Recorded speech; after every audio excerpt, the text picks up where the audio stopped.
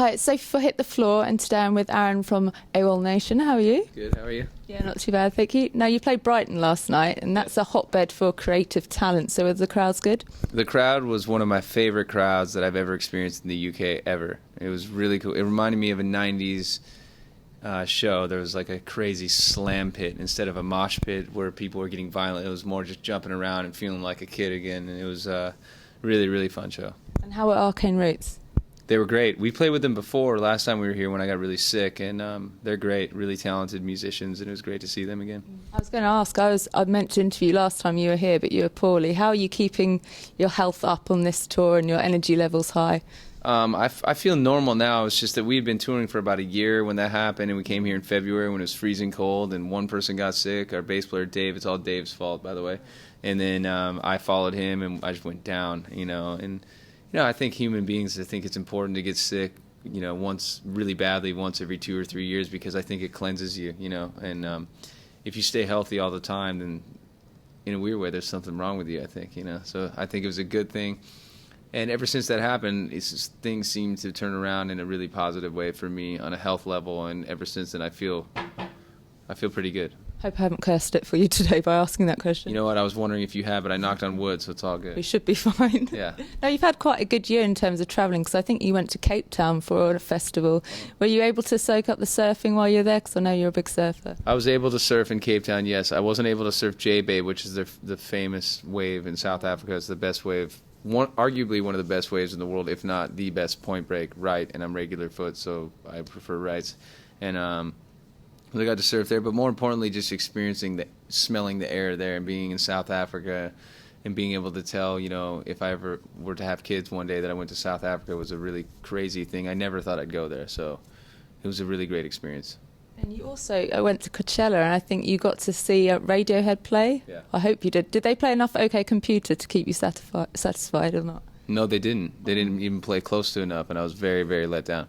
And, Radiohead changed my life, and they didn't even play enough of Amnesiac or Kid A, to be honest with you. But, I understand that they've been a great band for many, many years, so I understand that they need to keep themselves interested and entertained. But it was a huge, huge letdown, because I have seen them before. I saw them on the Kid A tour and the Amnesiac tour, and it was like a religious experience. So this certainly was not that. But the night before we played, on Friday, I got to see Refused, and that was a religious experience. So that was great. And we're playing with them in Germany in the Rock in the Park or Rock and Ring, both those festivals. I never get that right. I apologize. But so we're going to get to play with them again. That'll be great. And the whole Coachella experience was just great. We played on the main stage on Saturday. There were so many people, I couldn't even guess how many were there, and it was huge. You talk about playing the stages with some of your heroes and inspirations. Do you try and track them down when you're there and go and speak to them, or do you hang back and play it cool a bit? I wouldn't say I play it cool or anything like that. It's just, you don't want to force anything and go, hey, but I did nerd out on Dennis from Refused. I walked right up to him, and he was talking to a friend of mine named Stacey Iguchi, who's one of the coolest hardcore chicks from the hardcore scene that we grew up in LA, and she knew him, so I went up to her, and I'm like, can you please introduce me to Dennis, and I freaked out on her. And my girlfriend's a huge fan, too, so I got their photo taken. I told I'm half Swedish, so we did the whole thing. And then I emailed him later that night, and he sent me a link to his new band. And then I asked him if he wanted me to send the vinyl to him and what address, and he didn't respond. So Dennis, what happened, man? I thought we had this new Swedish bond, but I'll have to remind him when we see him again. Yeah. But this time I don't think I can go out of my way, because, the ball's in his court. It's sort of like, dating a girl. You don't want to call too much, Needy. Yeah. Yeah, not a good look. Yeah. Now I want to go back to the early days, if you don't mind, because I know you were in bands before Awolnation, but maybe you felt restricted with them because they started listening to different music to you, and you wanted to experiment a bit more. So when you started your solo stuff, did you have an aim of what it was going to sound like, or did you just experiment for a while and see what happened?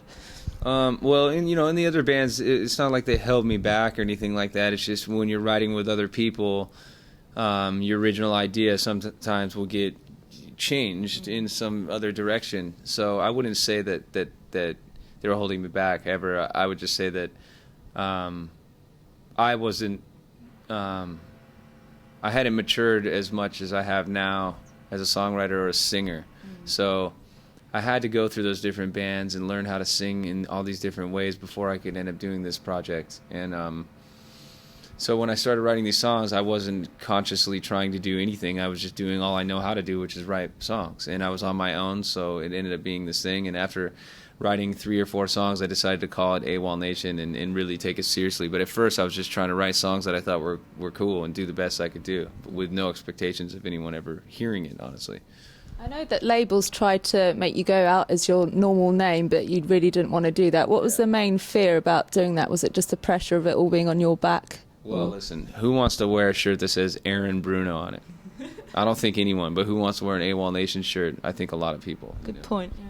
I don't want to wear a Paul McCartney shirt. I want to wear a Wing shirt or I don't even want to wear a Wing shirt, honestly. I'm wearing a Beatles shirt. I'm not wearing a John Lennon shirt. Yeah.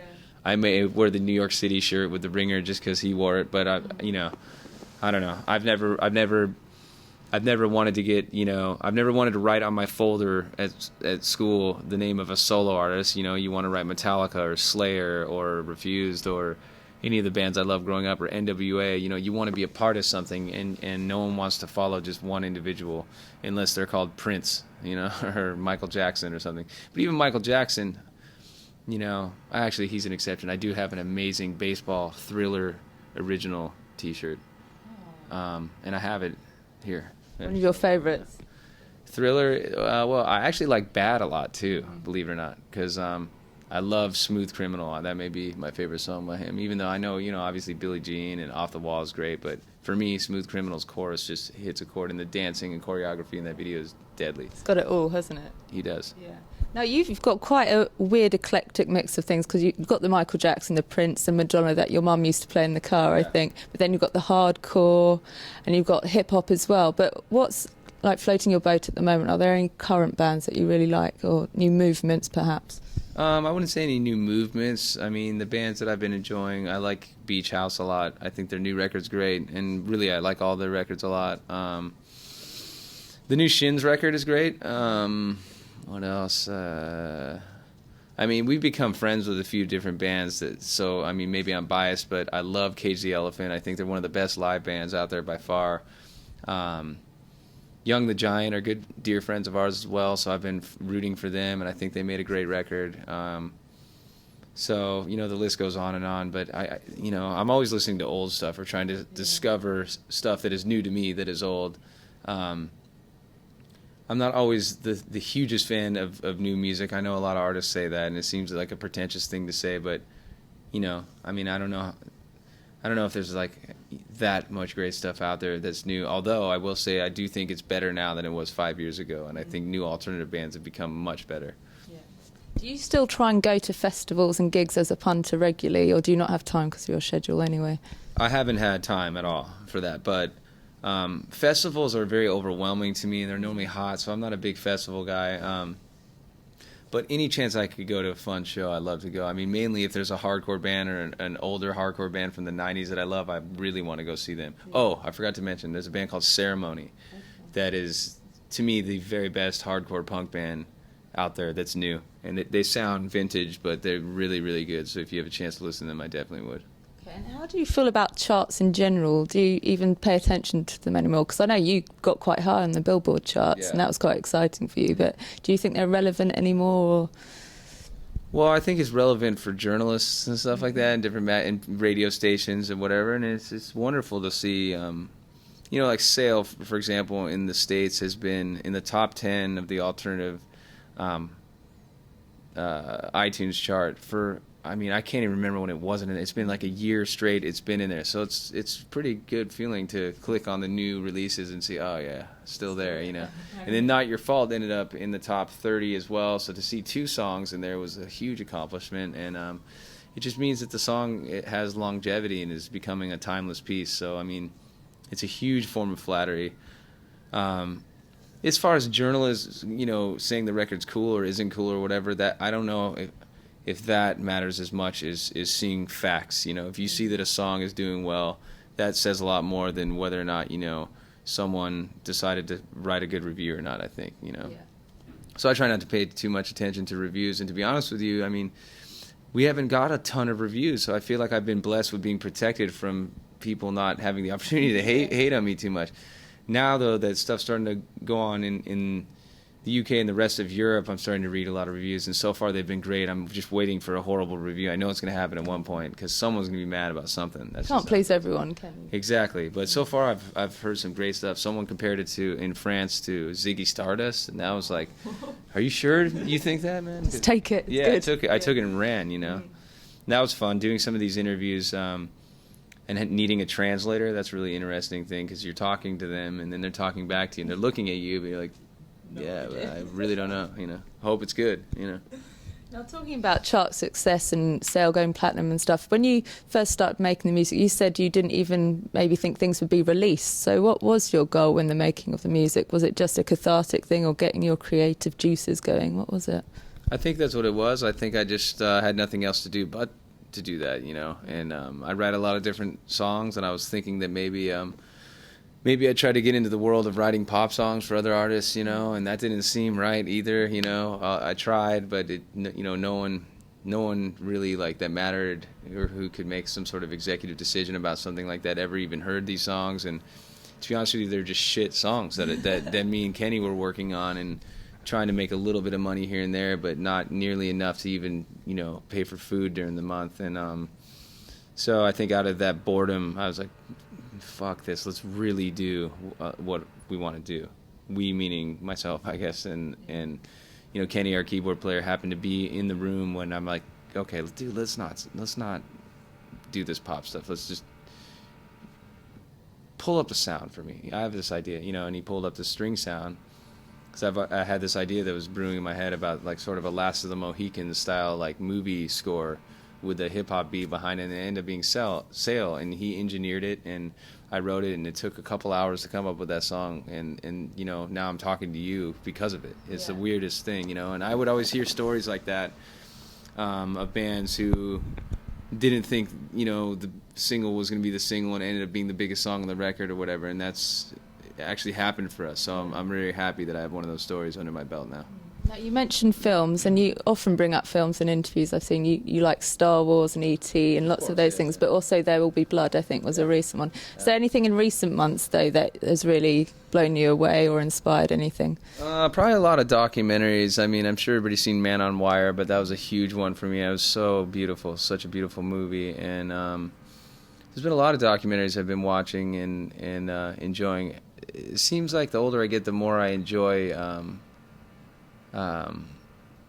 nonfiction, because I find that real life is more interesting and strange than we imagine, And I've also been spending a lot more time reading than ever before because you're on the road and it's easy to fall asleep when you read, And I'm not very good at attaining information late at night, so I find that I read, 20 pages at most, and then I start to fall asleep. So it's basically like a sleeping pill for me. Yeah.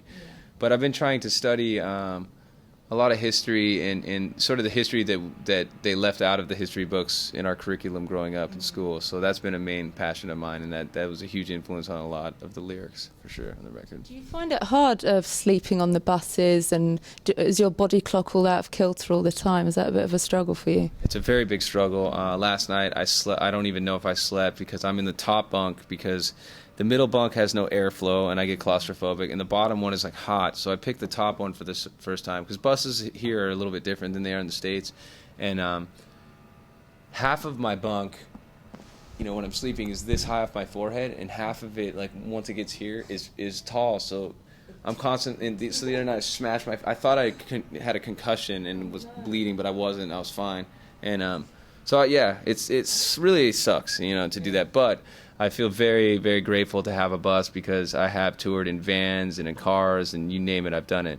So to have a home, a constant home, and a place to sleep, because otherwise, sometimes you don't have a dressing room or you're playing these festivals and it's burning hot and you can escape to the air-conditioned bus, and that's huge. So, but sometimes it's hard. In the States, I've got pretty good at it. In fact, I sometimes sleep better in a bus now at this point than I do in my normal bed at home because I'm more used to it. And there's something about the engine that is sort of comforting, The hum. Yeah, a little bit of that hum.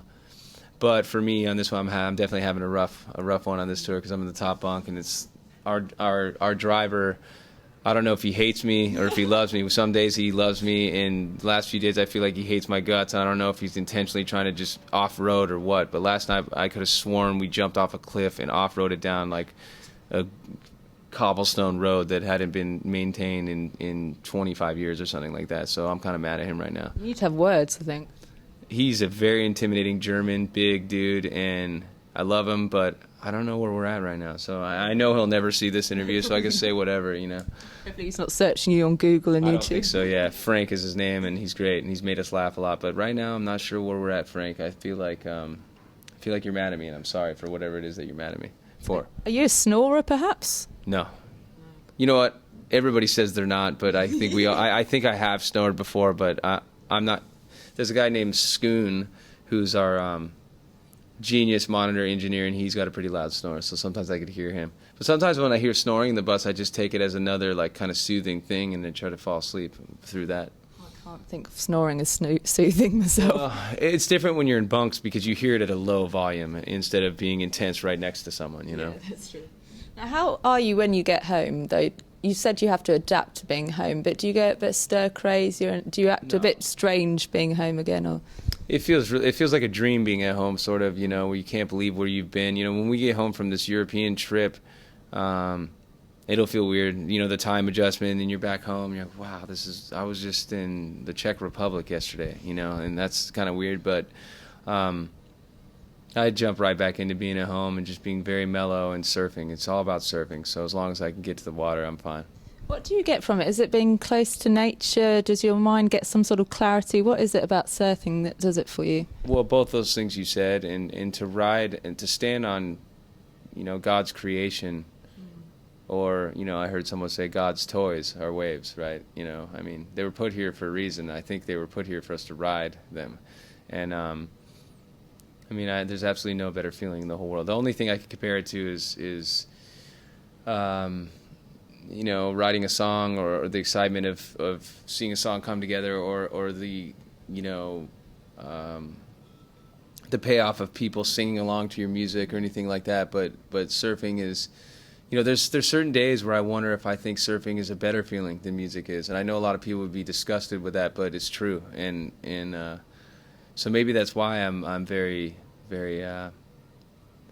unimpressed with a lot of music stuff, because there's surfing in my life too, so I know how great life can be because surfing is that good, you know, so it takes a lot to really get my juices flowing when it comes to music and playing shows, you know. Maybe there's more stress because it's your job doing the music. That's definitely an aspect of it now. As I get older, I realize, okay, this has been like your kind of job, I guess, for or career, I should say, for as long as I could, you know. It's been over 10 years now that I've been working at this, so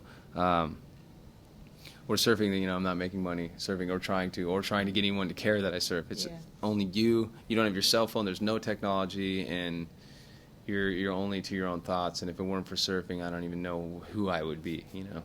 Let's hope the bones, you know, carry on being strong for you then for many years. I hope so, yeah. I hope so. Now, I want to talk about the writing. Are you a guy that has to do it, just concentrate on writing in a room, or can you do it on the go, on the road? Do you have an iPhone that you record sounds wherever you are and that sort of thing?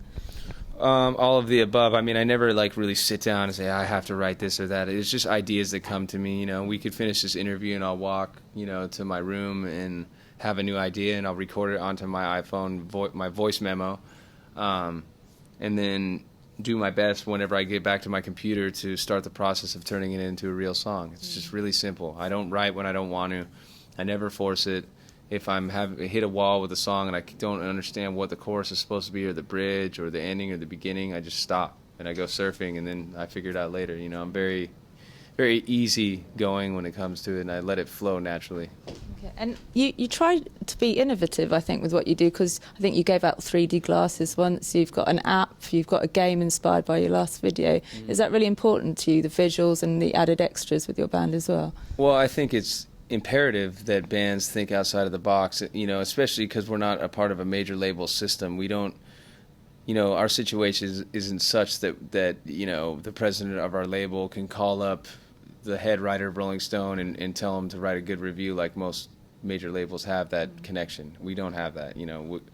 We didn't have, you know, any bands that wanted to take us out on tour or anything like that. So we had to fight for every single thing to make it different, and make sure that you know, we do stuff to stand out from the rest. And I think the record naturally sounds like that anyway, so it was only fitting to me to do any sort of content or viral piece and make it sort of different, you know, than everything else. And plus, I think that it gets boring seeing the same bands do the same old music videos where they're playing in like a dark room and there's kids, crowd Fashionable there. clothes on. Yeah, and they're looking cool and posing and looking cute and stuff. So I mean, that's the hardest thing for me, is taking, you know, getting my photo taken or trying to lip sync or any of those things. That's not why I do it. It's for music, and you know, I just love surfing.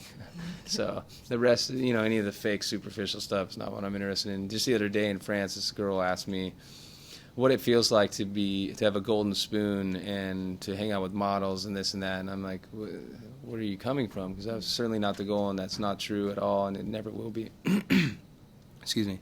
So the goal is to always just do stuff a little bit differently and keep people interested, because, you know, certainly in America, people have a short attention span, and everybody's always looking to the next thing. So we're trying to be that thorn in everybody's side that's a little bit different. Okay, well, on that summary, I think I've got to wrap it up. So Okay. thank you for talking to me. Have fun in Stockholm. Thank you very much. And see you soon. Cool. Thank you. Thank Bye. you.